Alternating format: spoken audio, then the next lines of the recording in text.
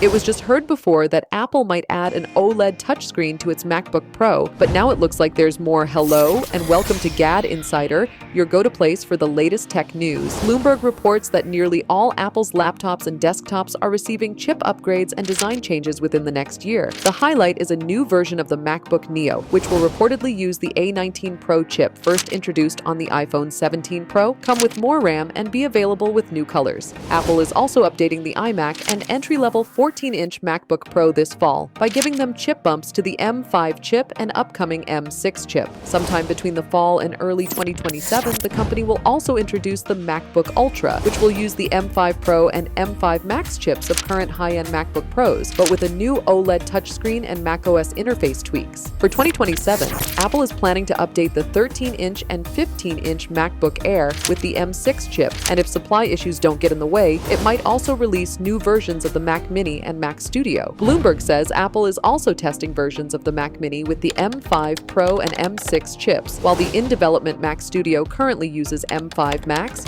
or M5 Ultra chips. Apple might also completely redesign the 14-inch MacBook Pro and release a new laptop to debut with an M7 chip. Apart from these upgrades, OLED screens are also entering companies' products, starting with the iPad Mini, then coming to the MacBook Pros, the 2028 versions of the MacBook Air, and at some point in the future, the iMac. Apple also recently raised the prices of its Mac lineup, and since the memory is still in high demand and Apple may roll out a new hardware leasing program, don't be surprised if costs creep even higher. For more updates, subscribe to GadInsider, like and share the video, and don't forget to press the bell icon so you never miss any update.